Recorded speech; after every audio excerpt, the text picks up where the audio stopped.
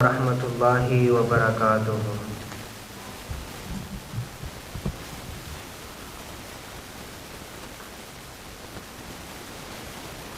ان الحمد للہ نحمده ونستعینه ونستغفره ونعوذ باللہ من شرور انفسنا ومن سیئات اعمالنا، من يهده الله فلا مضل له ومن يضلله فلا هادي له،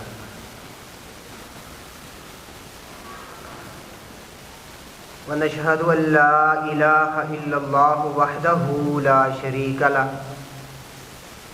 ونشهد أن سيدنا محمدا عبده ورسوله، أما بعد فإن خير الهدي هدي محمد صلى الله عليه وآله وسلم، وشر الأمور محدثاتها وكل محدثة بدعة وكل بدعة ضلالة وكل ضلالة في النار۔ اللهم صل على محمد وعلى آل محمد كما صليت على إبراهيم وعلى آل إبراهيم إنك حميد مجيد۔ اللهم بارك على محمد وعلى آل محمد كما باركت على إبراهيم وعلى آل إبراهيم إنك حميد مجيد۔ رب اشرح لي صدري ويسر لي أمري واحلل عقدة من لساني يفقهوا قولي، رب زدني علما رب زدني علما رب زدني فهما، سبحانك لا علم لنا إلا ما علمتنا إنك أنت العليم الحكيم۔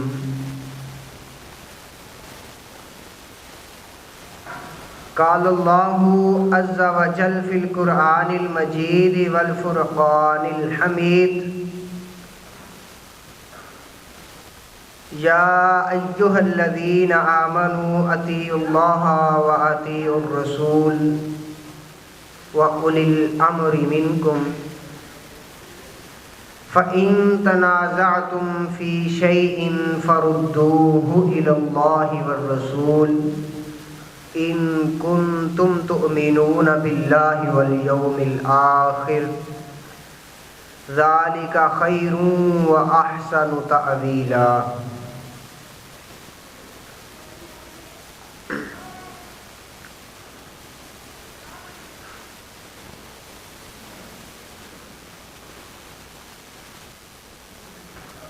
اے ایمان والو،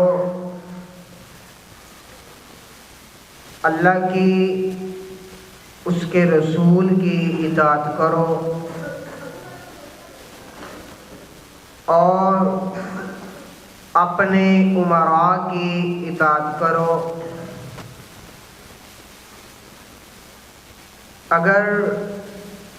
آپس میں کوئی اختلاف ہو جائے تو اس اختلاف کو، اس بات کو اللہ اور اس کے رسول صلی اللہ علیہ وآلہ وسلم کی طرف لے جاؤ۔ اگر تم اللہ اور آخرت کے دن پہ ایمان رکھنے والے ہو۔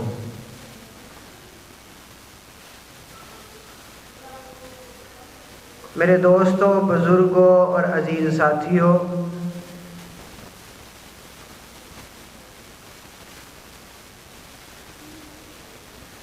یہ اس آیت مبارکہ کا ترجمہ تھا جو ابھی میں نے خطبہ جمعہ میں تلاوت کی ہے۔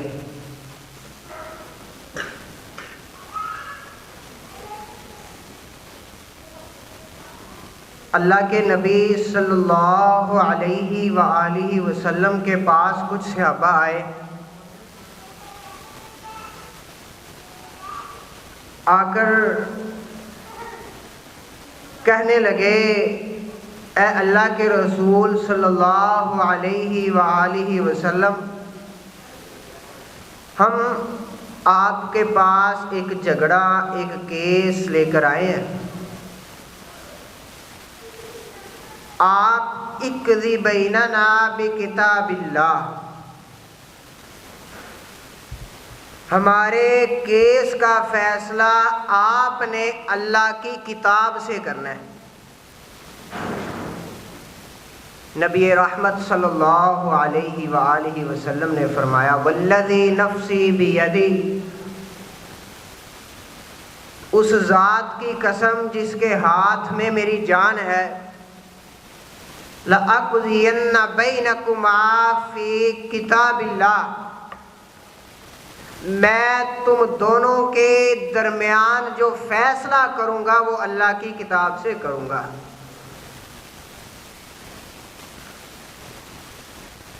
ان میں سے ایک شخص جو زیادہ سمجھدار تھا کہنے لگا اے اللہ کے نبی، ان ابنی اسیف علی ھذا، میرا بیٹا میرے اس دوست، اس بھائی کے گھر پہ مزدوری کرتا ہے، مزدوری کرتا تھا، یہ گھر پہ موجود نہیں ہے۔ شیطان نے میرے بیٹے اور اس کی بیوی کے درمیان رابطہ پیدا کروا دیا، میرے بیٹے نے اس کی بیوی سے بدکاری کر لی، زنا کر لیا۔ اس بات کی خبر مجھے پہنچی تو میں نے اہل علم سے رجوع کیا، جی بتائیں میرے بیٹے پہ کیا سزا لاگو ہوتی ہے؟ مجھے بتایا گیا، میری رہنمائی کی گئی کہ میں 100 بکریاں دوں اور 1 لونڈی اس کو دے دوں تو میرے بیٹے کے سر پہ جو گناہ ہے وہ دھل جائے گا۔ اے اللہ کے رسول، میں نے ایسا ہی کیا، 100 بکریاں دے دیں، 1 لونڈی دے دی تاکہ میرے بیٹے کے سر پہ جو گناہ ہے وہ دھل جائے، اللہ اس کو معاف کر دے۔ بعد میں کچھ اور اہل علم ملے، ان کے سامنے میں نے اپنا کیس رکھا، جی میرے ساتھ یہ معاملہ ہوا ہے۔ کہنے لگے تمہارا تو فیصلہ ہی غلط ہے، 100 بکریوں کا تعلق تیرے بیٹے کے ساتھ کیا ہے؟ 100 بکریوں کا اس بدکاری کے کیس کے ساتھ کوئی لینا دینا ہی نہیں ہے۔ وہ مجھے کہنے لگے کہ تیرے بیٹے کو 100 کوڑے لگیں گے، یہ صحیح فیصلہ ہے، اور اس عورت کو رجم کیا جائے گا جو شادی شدہ ہے۔ اے اللہ کے نبی، جب یہ پتہ چلا تو پھر ہم اس کیس کو لے کر آپ کے سامنے حاضر ہوئے ہیں، اقضی بیننا بکتاب اللہ، آپ ہمارے اس کیس کا فیصلہ اللہ کی کتاب سے کر دیں۔ اللہ کے نبی صلی اللہ علیہ وآلہ وسلم نے فرمایا اما غنمک و جاریتک فرد علیک، بھئی اللہ کی کتاب کا فیصلہ یہ ہے، جو تو نے بکریاں دے دی ہیں، لونڈی دے دی ہے، وہ تجھے واپس ملے گی، وہ تیری واپس کرا دی جائیں گی۔ باقی رہا پھر اس کی سزا کیا ہے، الزانیۃ والزانی فاجلدوا کل واحد منہما 100 جلدہ، تیرے بیٹے کو 100 کوڑے لگیں گے، وَتَغْرِيبُ عَامٍ، اور 1 سال کے لیے جلا وطن کیا جائے گا، وطن سے نکال دیا جائے گا۔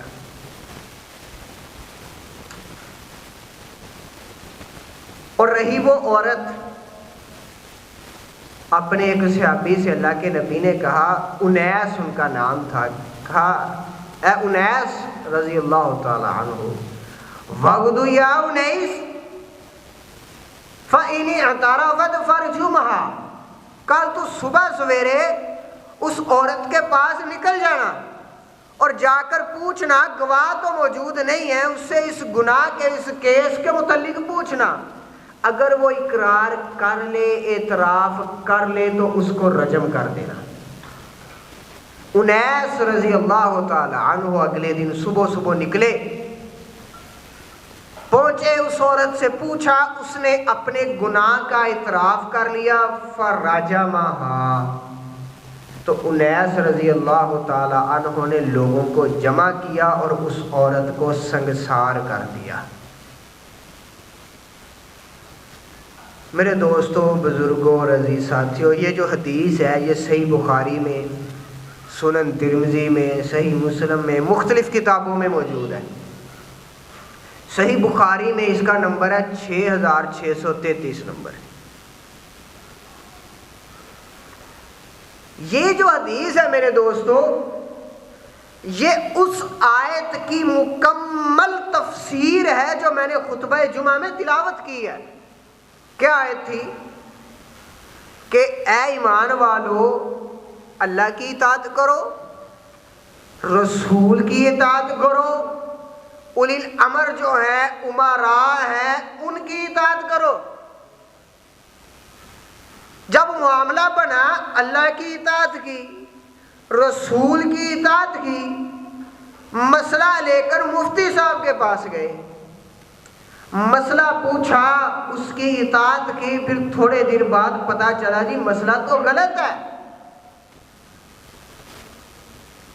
مسئلہ اس طرح نہیں ہے، ایک مفتی صاحب کچھ اور بتا رہے ہیں، دوسرے مفتی صاحب کچھ اور بتا رہے ہیں۔ فَإِن تَنَازَعْتُمْ فِي شَيْءٍ فَرُدُّوهُ إِلَى اللَّهِ، پھر یہ لوگ اپنا کیس لے کر اللہ کے نبی صلی اللہ علیہ وسلم کی خدمت میں آ گئے کہ اللہ کے رسول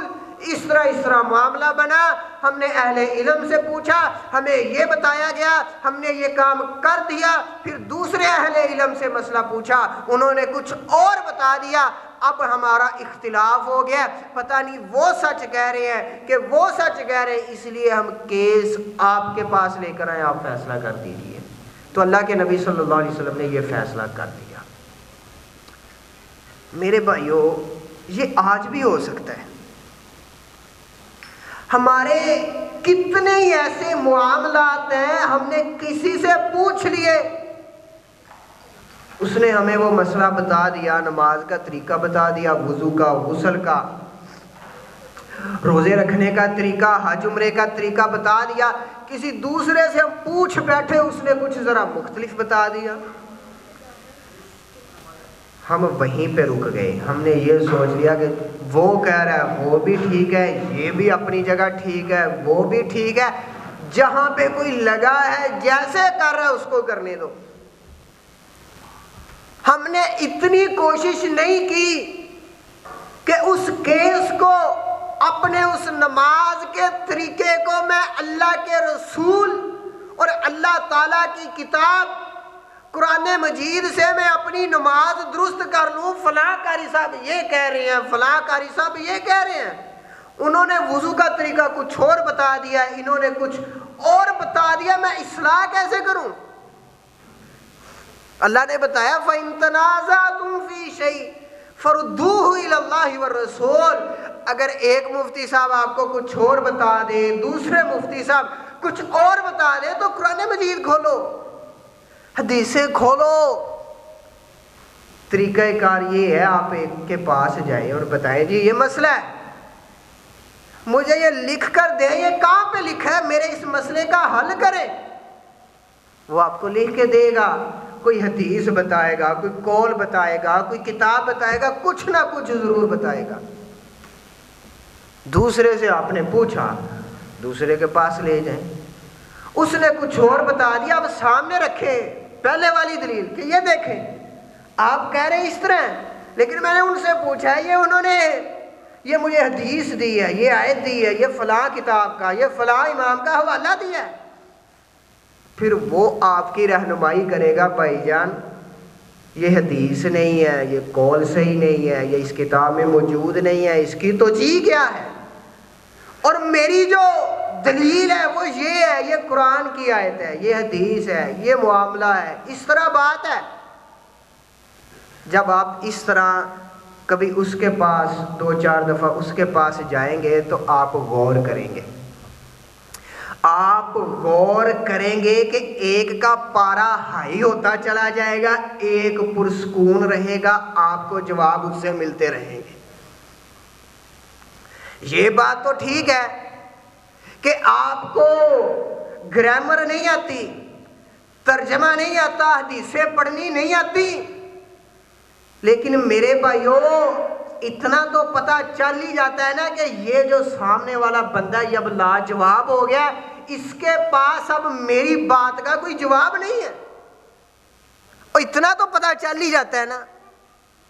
کہ میں اس سے دلیل لے کر آتا ہوں، وہ مجھے صحیح طرح جواب دیتا ہے، مطمئن کرتا ہے، آیتیں سناتا ہے، حدیثیں سناتا ہے،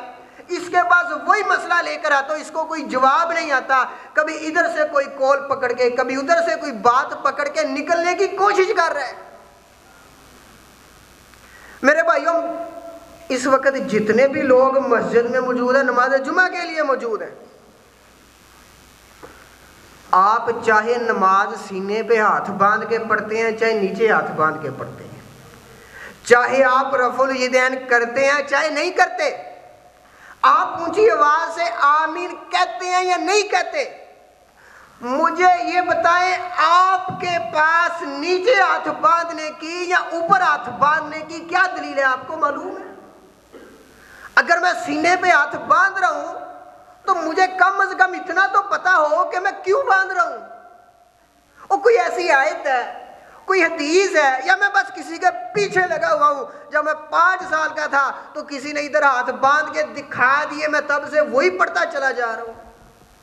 اور اگر میں نیچے بھی باندھ رہا ہوں تو مجھے کم از کم پتا تو ہو کہ میں نے نیچے ہاتھ باندھ کے نماز پڑھی ہے، واقعہ یہ ٹھیک بھی ہے کہ نہیں ہے۔ کسی کو بتانا پڑ جائے، کسی کی نماز ٹھیک کروانی پڑ جائے، اولاد کو نماز سکھانی ہو، مجھے پتا تو ہو کہ میرا جو کام ہے یہ فلاں جگہ پہ اللہ کے نبی کے فعل سے ثابت ہے، پتا تو ہو کم از کم اتنا، اور اتنا تو پتا ہو کہ اگر میں نیچے ہاتھ باندھ کے پڑھ رہا ہوں تو فلاں جو شخص ہے وہ اوپر ہاتھ کر کے باندھتا ہے، اس کی بات کا میرے پاس کیا جواب ہے؟ اس کا جواب بھی کم از کم میرے دوستو آپ کو پتہ تو ہونا چاہیے۔ پڑھے لکھے ہیں، ڈگری ہولڈرز ہیں، تاجر ہیں، بزنس مین، کاروباری، بڑی بڑی تعلیم، بڑے بڑے عہدے اور بڑے بڑے اسٹیٹس، لیکن جب دین کی باری آتی ہے کوئی تحقیق نہیں، کوئی جانچ پڑتال نہیں، کوئی تفتیش نہیں، کوئی کہیں پہ دیکھنا نہیں، کوئی ذرا سی کوشش نہیں کرنی، بس جہاں پہ کسی نے لگا دیا وہاں پہ لگ گئے۔ میرے بھائیو یہ اللہ نے عقل کس لیے دی ہے؟ آپ ایک سوئی خریدے نا، سوئی، میرے بھائیو وہ بھی دیکھ کے خریدتے ہیں۔ سوئی خریدنے جائیں نا، وہ اوپر اس کا سوراخ بند ہے، بھئی یہ نہیں ہم نے لینی، دھاگا کہاں سے گزرے گا؟ اس کو زنگ لگا ہوا ہے، سوئی کو دکان پہ پڑی پڑی پرانی ہوگی، آپ نہیں لیتے، ابھی یہ سوئی ہم نے نہیں لینی، اس کو زنگ لگا ہے، ہمیں نہیں دو۔ آپ نے جوتا خریدنا ہے، کپڑے خریدنے، جو چیز بھی آپ نے خریدنی ہے آپ نے پوری تسلی کرنی ہے کہ یہ ٹھیک ہے کہ نہیں ٹھیک ہے، لیکن جب بات دین کی آتی ہے تو آنکھیں بند کر کے اس کے کندھے پہ ہاتھ رکھ دیتے کہ جس گڑھے میں ہمیں گرانا تو گراتا چلا جا، ہم تیرے پیچھے ہیں،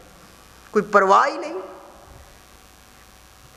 یا ایھا الذین آمنوا اطیعوا اللہ واطیعوا الرسول واولی الامر منکم، بھی جو مرضی کرو، ہاتھ اوپر باندھو نیچے باندھو، رفع الیدین کرو نہ کرو، آمین کہو نہ کہو، اور لیکن اپنے کام کی اپنے پاس کوئی دلیل تو رکھو، اور تمہیں پتا تو ہو کہ میں آمین کیوں نہیں کہہ رہا۔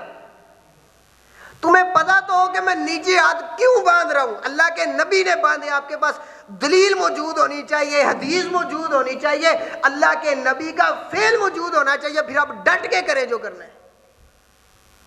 لیکن آپ صدیاں گزر گئیں، 50 سال عمر ہو گئی، سر میں سفید بال آ گئے ہیں، لیکن ابھی تک پتہ ہی نہیں کہ جو میں نماز پڑھتا ہوں، جو میں وضو کرتا ہوں، وہ کہاں پہ ہے؟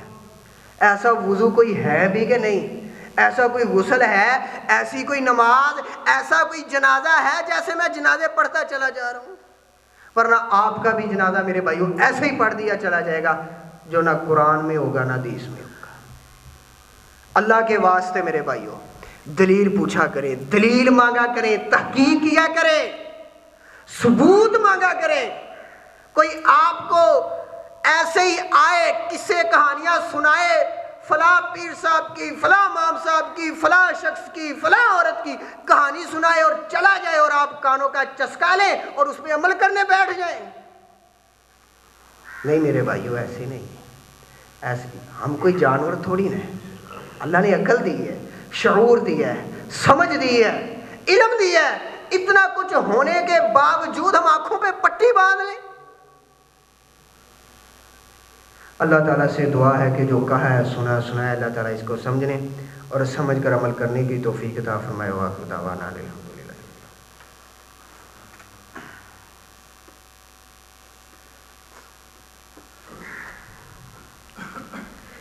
الحمدللہ۔ ان الحمد للہ نحمده ونستعینه ونستغفره ونعوذ باللہ